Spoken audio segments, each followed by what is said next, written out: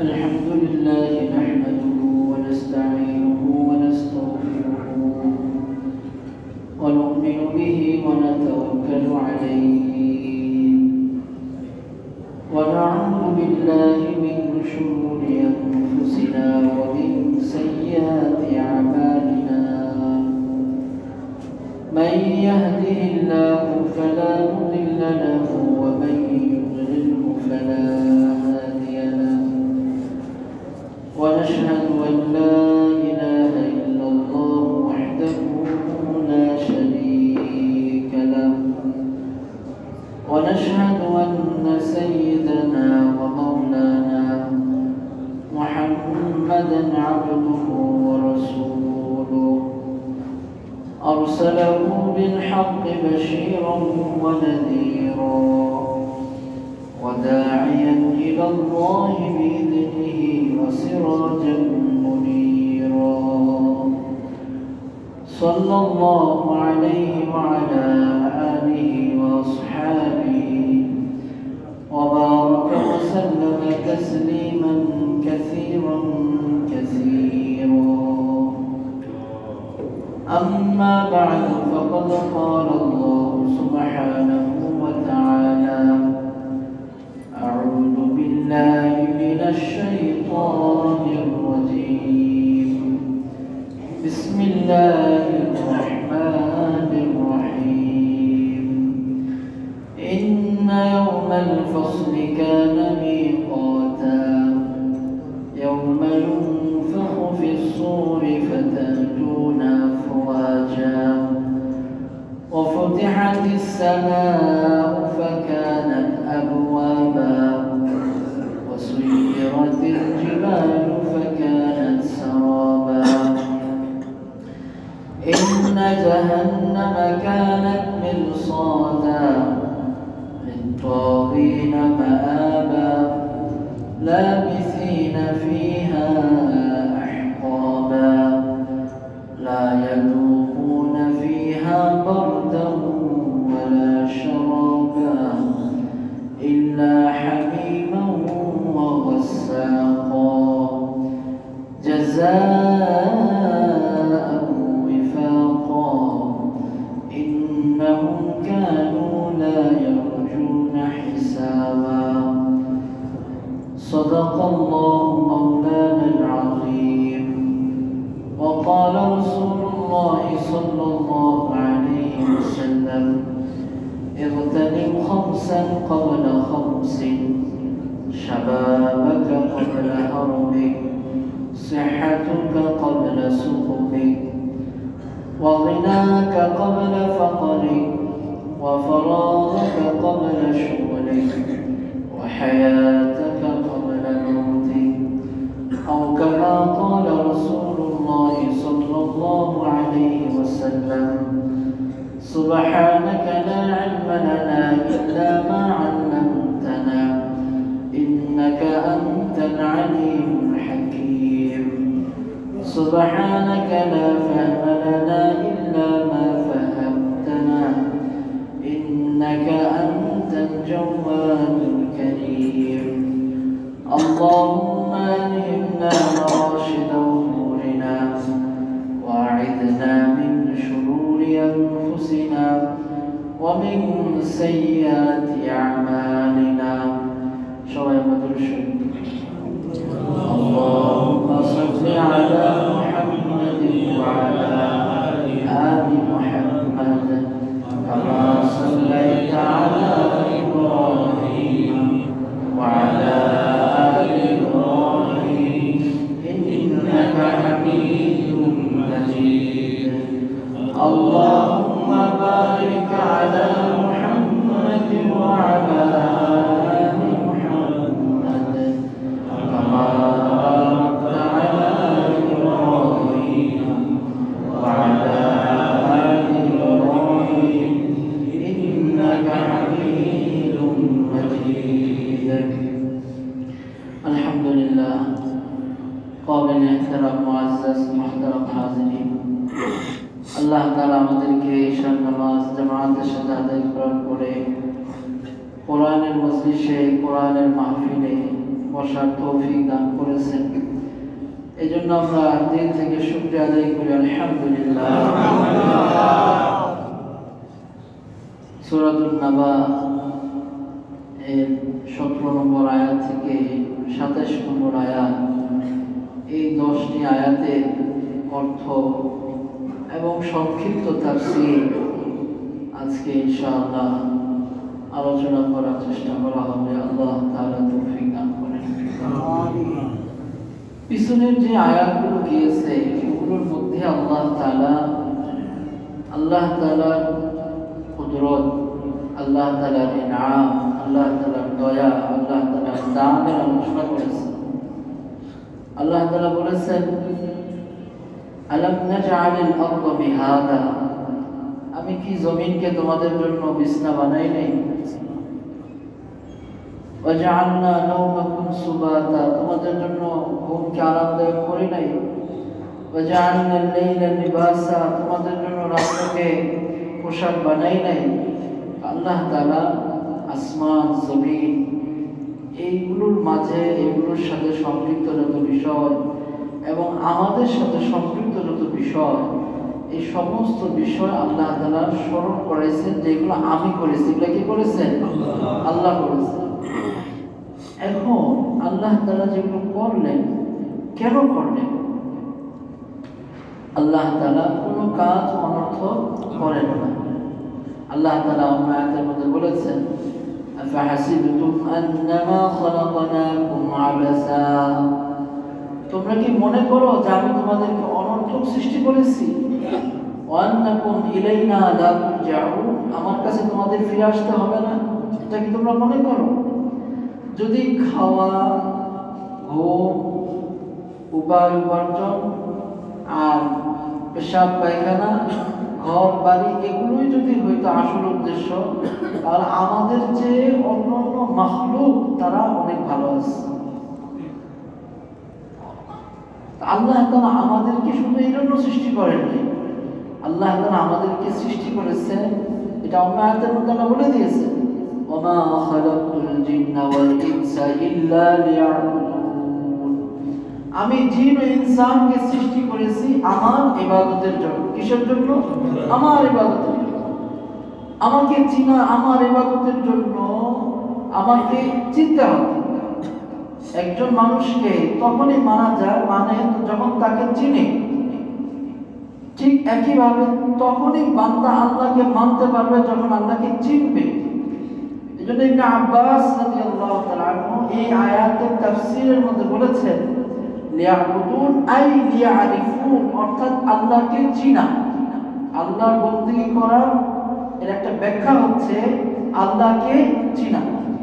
এজন্য আল্লাহ তাআলা কোরআনে কারীমের বিভিন্ন আয়াতের মধ্যে বলে দিয়েছেন, কুল হুয়াল্লাহু আহাদ, এ নবী আপনি বলেন আল্লাহর পরিচয় হচ্ছে যে আল্লাহ তাআলা একক, আল্লাহুস সামাদ, আল্লাহ তাআলা কারো মুখাপেক্ষী না, লাম ইয়ালিদ ওয়া লাম ইউলাদ, আল্লাহ তাআলাকে কেউ জন্ম দেয় নাই এবং আল্লাহ তাআলাও কাউকে জন্ম দেন নাই, ওয়া লাম ইয়াকুল লাহু কুফুয়ান আহাদ, কোন জাত কেউ আল্লাহর সমকক্ষ হতে পারবে না। কুলিল্লাহুম্মা মালিকাল মুলক, এই নবী আপনি বলেন আল্লাহ তাআলা সমস্ত বাদশার বাদশা। এরকম ভাবে আল্লাহ তাআলা বিভিন্ন জায়গায় আল্লাহ পাক আল্লাহ রাসূলকে বলছেন আপনি বলেন, মানে মানুষকে আল্লাহ আমার পরিচয় দেন। যখন মানুষকে আমার পরিচয় দিবে তখন মানুষ আমাকে মানাটা তার জন্য সহজ হবে। এবং আল্লাহ তাআলা নিজেও অনেক জায়গায় আল্লাহর পরিচয় দিয়েছেন, যেমন এই সূরা নাবার শুরুর আয়াতগুলোতে আল্লাহ তাআলা বলে দিয়েছেন যে আল্লাহ তাআলা কি কি আমাদের জন্য আমভাবে করেছেন। কাউকে বিশেষ কিছু দান করেন, কাউকে হাফেজ বানায় দিয়েছেন, কোরআনের রাজ্য করার তৌফিক দিয়েছেন, বিশেষ দান। কাউকে আলেম হওয়ার তৌফিক দিয়েছেন, বিশেষ দান। কাউকে রিজিক আল্লাহ তাআলা বাড়ায় দিয়েছেন, বিশেষ দান। কাউকে আল্লাহ তাআলা সুস্থতা দিয়েছেন, বিশেষ দান। কিন্তু আল্লাহ তাআলা এমন কিছু দান সবাইকে দিয়েছেন, এই দেওয়ার ব্যাপারে কোনো আল্লাহ তাআলা শ্রেণী ভাগ করেন না, এগুলো সবার জন্য সমান। যেমন আসমান, জমিন, পাহাড়, পর্বত, এরকম ভাবে স্ত্রী, এরকম ভাবে রাত্র, দিন, চাঁদ, সূর্য, এগুলো সবার জন্য কি সমান। আল্লাহ তাআলা এই সূরা নাবারের শুরুর আয়াতগুলোর মধ্যে যে নিয়ামতগুলো সবার জন্য সমান এগুলো আলোচনা করেছেন। আলোচনা করে এটা বুঝাইতে চাচ্ছেন, দেখো আমার এই সমস্ত সৃষ্টি, সমস্ত নিয়ামত অনর্থক না, অহেতুক না, অকেজো না, অকারণে দেই নাই। নিশ্চয়ই একটা উদ্দেশ্য আছে, সেটা হচ্ছে ফামান শাআ ফালইউমিন ওয়া মান শাআ ফালইয়াকফুর ইন্না আ'তাদনা লিয-যালিমিনা নারান আহাতা বিহিম সুরাতুহা। যদি তুমি এই সমস্ত সৃষ্টি, আকাশ জমিন তোমাকে সহ সমস্ত সৃষ্টি দেখার পরেও তুমি আল্লাহকে চিনো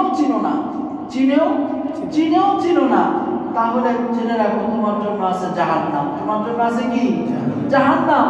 আর যদি তুমি তোমার মালিককে চিনো, তোমার খালিককে চিনো, তোমার রবকে চিনো, তোমার হায়াতের যিনি মালিক তাকে চিনো, তোমার মৌতের যিনি মালিক তাকে চিনো, যিনি তোমাকে সুস্থতা দেন তাকে যদি চিনো, যিনি তোমাকে অসুস্থ করেন তাকে যদি চিনো, অর্থাৎ তোমার সমস্ত বিষয় যিনি নিয়ন্ত্রণ করেন রব্বুল আলামিন তাকে যদি তুমি চিনো, তাহলে তোমার ঠিকানা হচ্ছে কোথায়?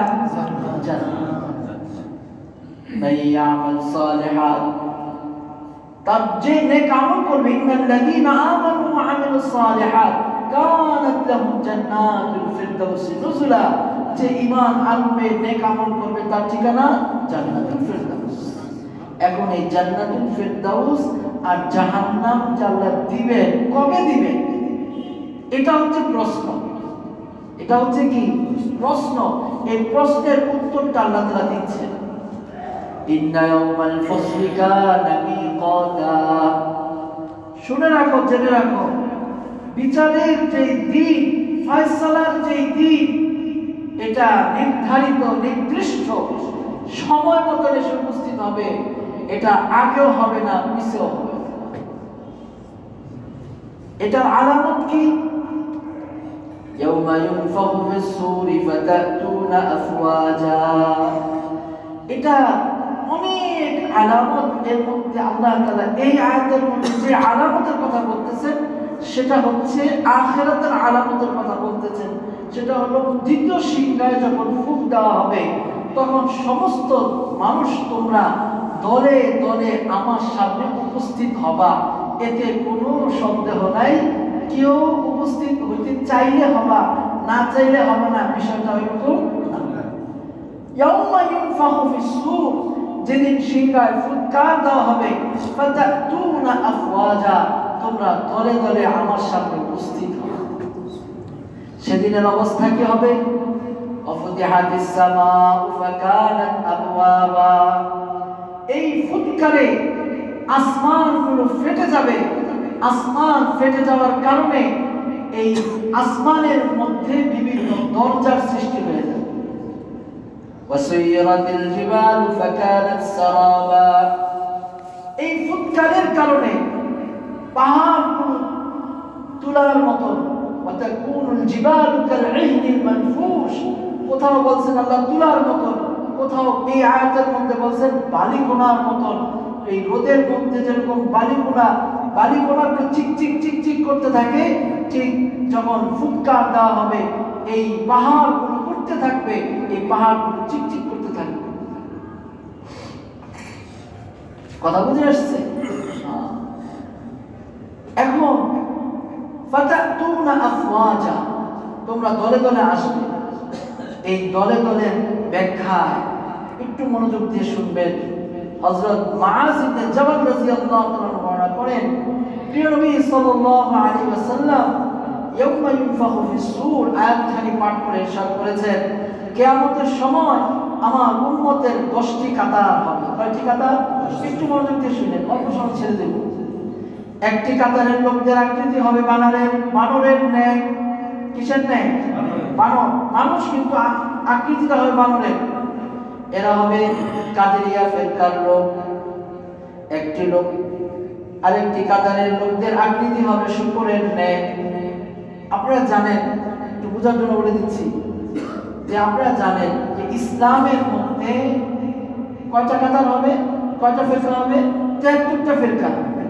এর মধ্যে 72টাই যাবে জাহান্নামে, আর একটা যাবে জান্নাতে। আপনারা কিন্তু এই 72 ফিরকার নাম বলতে পারবেন না? পারবেন না। এখানে এই লোকদের নামগুলো আসছে, ফিরকার নামগুলো আসছে। একটু মনোযোগ দিয়ে শোনেন। একটি কাতারের লোকদের আকৃতি হবে শুকরের ন্যায়, তারা মুরজিয়া ফিরকার লোক হবে। আরেকটি কাতারের লোকের আকৃতি হবে গর্ধবের ন্যায়, এরা হবে রাফিজিয়া। আরেক দলের লোকের আকৃতি হবে ক্ষুদ্র ক্ষুদ্র পিপিলিকার ন্যায়, এরা হবে অহংকারী। আরেক দল লোক হবে চতুষ্পদ জন্তুর ন্যায়, এরা হবে সুদখোর। আরেক দল লোক হবে হিংস্র চতুষ্পদ জন্তুর মতো, এরা হবে জিন্দি। আরেক দল হবে তারা উপর মুখের উপর চলবে, এরা হবে চিত্রকর, অন্যের দোষ ত্রুটি অন্বেষণকারী এবং অন্যের প্রতি বিদ্রুপকারী।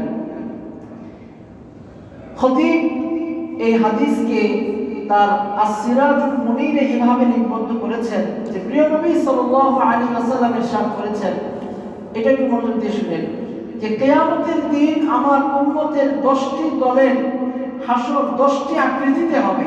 ওই যে ফাতাতুনা আফওয়াজা, তোমরা দলে দলে আসবে। এই দলগুলো এখানে আল্লাহ রাসূল ব্যাখ্যা করতেছেন। কারো আকৃতি বানরের ন্যায় হবে, এরা হবে চগলখোর। এরা হবে চগলখোর। চগলখোর তো বুঝেন? চগলখোর কাকে বলে? একজনের দোষ আরেকজনের কাছে দেয় লাগায়, এরা হলো চগলখোর। আর কারো আকৃতি হবে শুকরের ন্যায়, এরা হবে হারামখোর।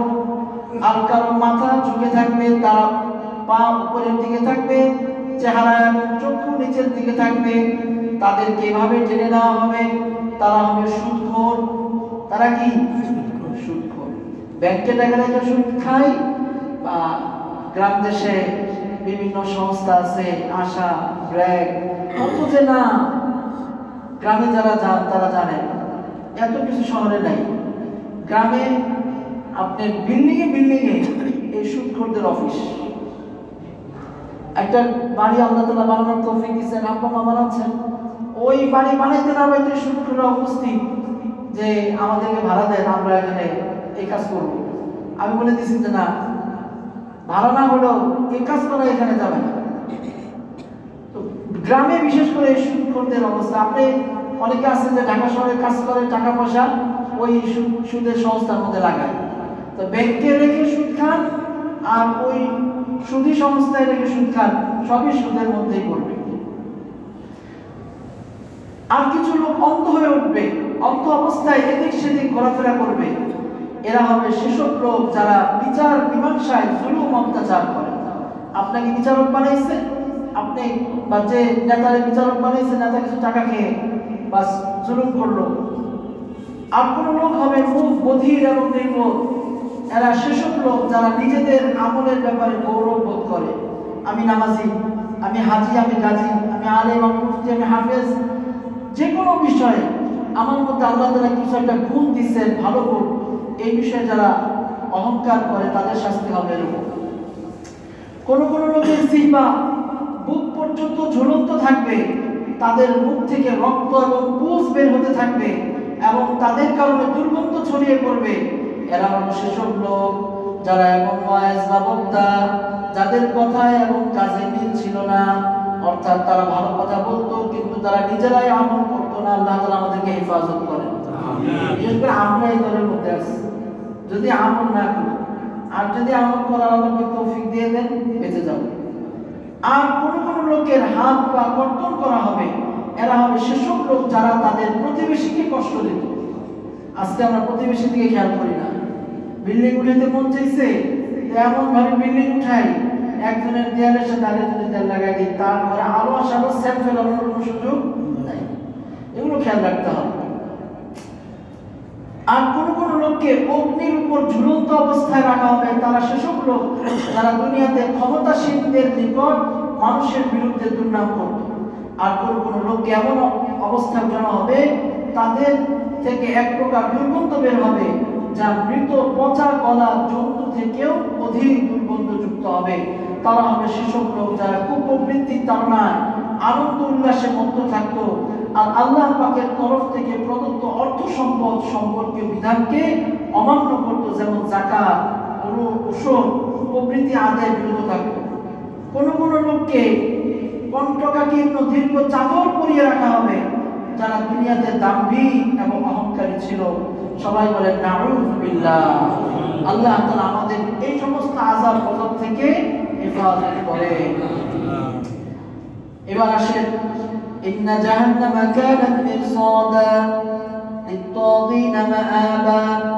আল্লাহ পাক বলেন ইন্না জাহান্নামা কানাত মিরসাদা, জাহান্নাম উৎপেতে থাকবে। লিত-তাগীনা মাআবা, অপরাধীদের জায়গা হবে জাহান্নাম। এই জাহান্নাম উৎপেতে থাকবে, এটার অর্থ হচ্ছে পুলসিরাত। এই পুলসিরাত প্রত্যেকটা মানুষকে পার হতে হবে। হুজুর সাল্লাল্লাহু আলাইহি ওয়াসাল্লাম বলেন এই জাহান্নামের মধ্যে দুইটা ফেরেশতা নিযুক্ত থাকবে, একটা হচ্ছে রহমতের ফেরেশতা, একটা হচ্ছে আযাবের ফেরেশতা। যখন কোন পাপী নাফরমান এই পুলসিরাত পার হবে তখন আযাবের ফেরেশতা কাজ করবে, তাকে ধাক্কা দিয়ে পুলসিরাত থেকে এই জাহান্নামের মধ্যে নিক্ষেপ করবে। আর যখন কোন মুমিন এই পুলসিরাত পার হবে তখন রহমতের ফেরেশতা কাজ করবে, তাকে সেভ করে তাকে জাহান্নামের আগুন থেকে বাঁচায়া তাকে জান্নাত পর্যন্ত পৌঁছায়।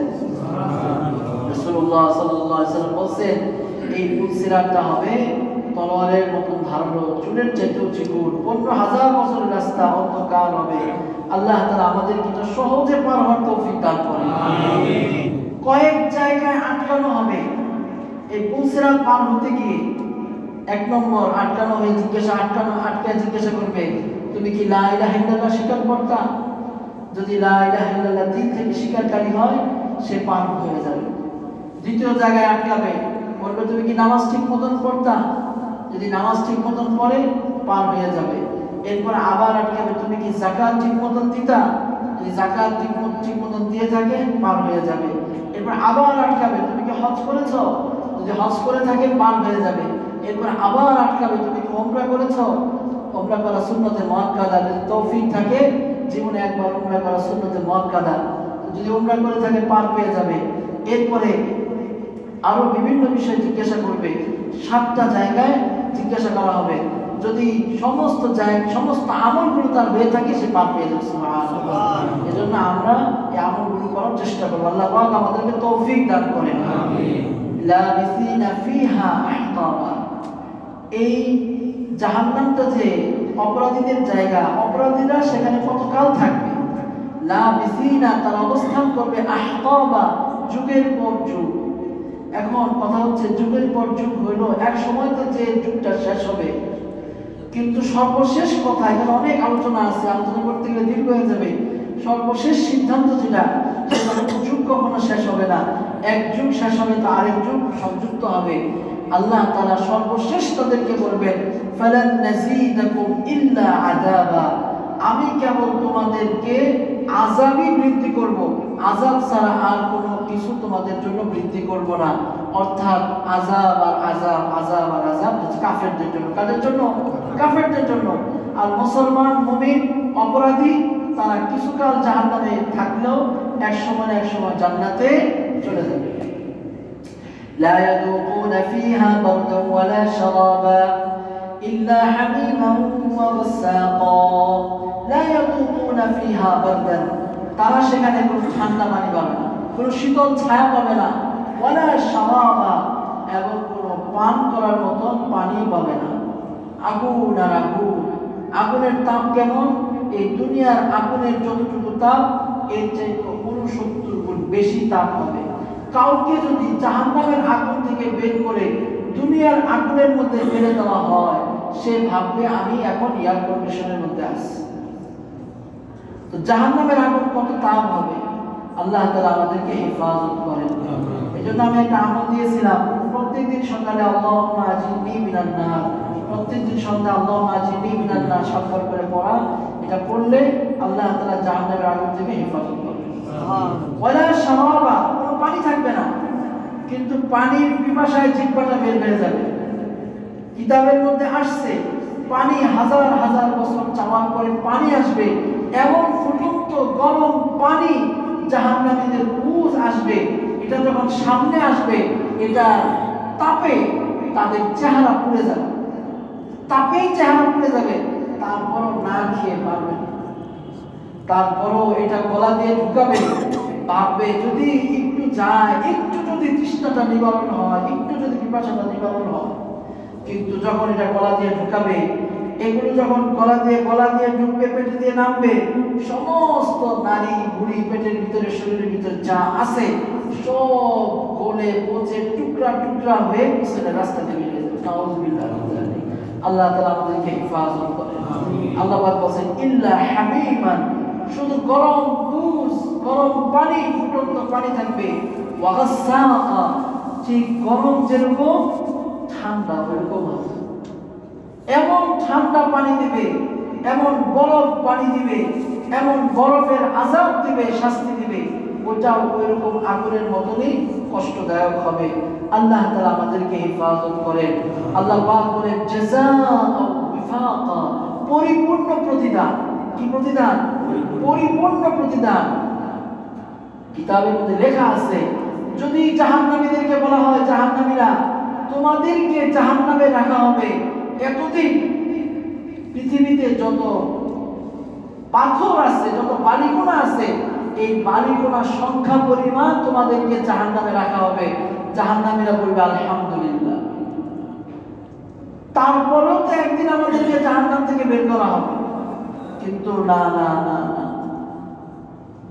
আল্লাহ পাক বলবেন ফালান নাযীদাকুম ইল্লা আযাবা, আমি কেবলই তোমাদের জন্য আযাব বৃদ্ধি করব, আযাব ছাড়া আর কিছু বৃদ্ধি করব না। জান্নাতীদেরকে যদি বলা হয়, জান্নাতীরা তোমরা জান্নাতে আসো, পৃথিবীতে যত বালিকণা আছে, এই বালিকণার সংখ্যা পরিমাণ সময়, দিন, বৎসর, যুগ তোমরা জান্নাতে থাকবা, এরপরে তোমাদেরকে জান্নাত থেকে বের করা হবে। জান্নাতীরা বলবে আল্লাহ এটা করেন না, আল্লাহ এটা। তো আল্লাহ পাকের ফয়সালা, যারা জান্নাতে যাবে তারা আজীবনের জন্য জান্নাতে যাবে, তাদের কোনোদিন জান্নাত থেকে বের করা হবে না। আর যারা কাফের, মুশরিক, তারা আজীবনের জন্য জাহান্নামে যাবে, কোনোদিন তাদেরকে জাহান্নাম থেকে বের করা হবে না। একটা প্রশ্ন থেকে যায়, তারা তো 60 বছর 70 বছর হায়াত পাইছে, না হলে 1000 বছরের হায়াত পাইছে আগেকার মানুষ, কিন্তু তাদেরকে কেন আজীবন অনন্তকাল আগুনের মধ্যে পুরানো হবে?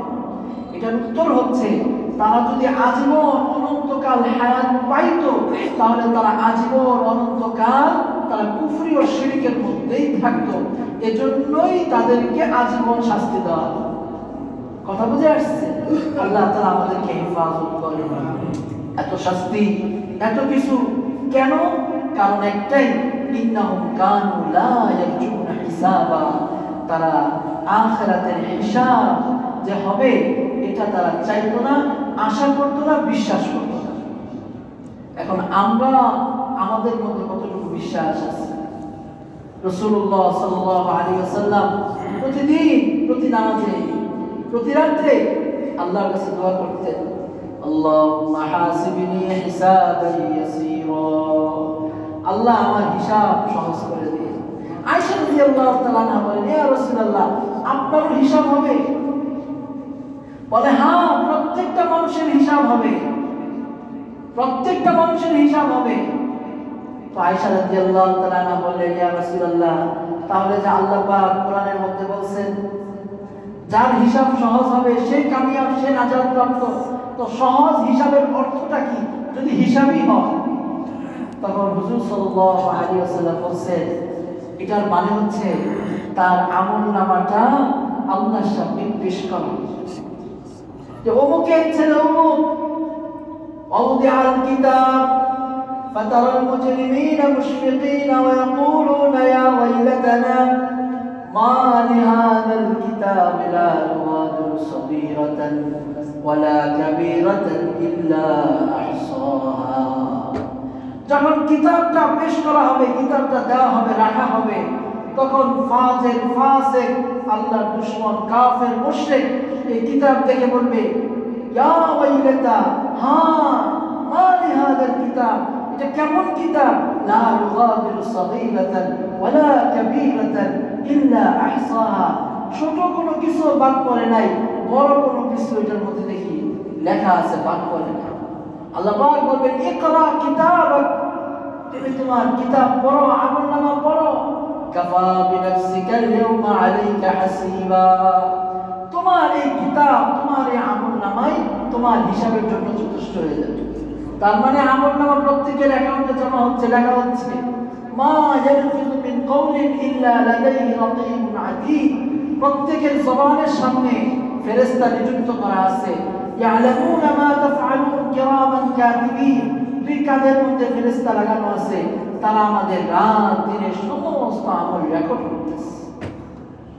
আল-ইয়াওমা নাখতিমু আলা আফওয়াহিহিম, কিয়ামতের ময়দানে অস্বীকার করবে, মুখে বলবে আমি করি নাই, আল্লাহ মুখের মধ্যে তালা লাগাই দিবে। ওয়া তুকাল্লিমুনা আইদিহিম, হাত জবাব দিবে, হাত কথা বলবে। ওয়া তাশহাদু আরজুলুহুম বিমা কানু ইয়াকসিবুন, হাত বলবে, পা বলবে। তখন সে কি বলবে জানেন? ক্বালু লিজুলুদিহিম লিমা শাহিদতুম আলাইনা, তখন বলবে এই আমার হাত, এই আমার পা, এই আমার অঙ্গ প্রত্যঙ্গ, আজকে কেন তোমরা আমার বিরুদ্ধে বলতেছ? কি বলেন? আজকে আমার হাত, আমার পা, আমার শরীর আমি মনে করি, কিন্তু এগুলো কিছুই আমার না। কাল হাসরের ময়দানে বলবে ক্বালু আনতাকানাল্লাহুল্লাযী আনতাকা কুল্লা শাই, দুনিয়াতে আমরা কিছু বলতে পারি নাই, আমাদেরকে যেভাবে ইচ্ছা সেভাবে চালাইছো, আজকে আল্লাহ তাআলা আমাদেরকে বলার ক্ষমতা দিয়েছেন, বলার শক্তি দিয়েছেন, এজন্য আজকে আমরা সব বলে দিচ্ছি। রাসূলুল্লাহ সাল্লাল্লাহু আলাইহি ওয়াসাল্লাম বলেন, আয়েশা, সহজ হিসাবের অর্থ হচ্ছে আমলনামাটা শুধু পেশ করা হবে, সামনে রাখা হবে, আল্লাহ দেখবেন, দেখে বলবেন যাও। এই যে যাও বললেন, পার হয়ে গেল। আর যদি আল্লাহ পাক বলেন আচ্ছা একটু রাখো, দেখি তো কি করছে, শেষ। এজন্য ভাই সদা সর্বদা সব দোয়ায় দুইটা তিনটা জিনিস কম্পালসারি রাখা, যে আল্লাহ জাহান্নামের আগুন থেকে বাঁচিয়ে দেন, হিসাব কিতাব সহজ করে দেন, ঈমানের সাথে মওত দেন, কবরটাকে জান্নাতের বাগান বানিয়ে দিয়ে, আপনার মহব্বত দিয়ে, আপনার আরশের নিচে ছায়া দিয়ে, রাসূলের সুপারিশ দিয়ে হাউজে কাউসারের পানি পান করেন, বিনা হিসাবে পুলসিরাত বিজলির ন্যায় পান করে দেন। এছাড়া আমাদের কোনো গতি নেই। আমাদের আমল দিয়ে আমরা পার হতে পারব। আল্লাহ তাআলা আমাদেরকে পরিপূর্ণ দ্বীন মোতাবেক, সুন্নত মোতাবেক চলার তৌফিক দান করেন।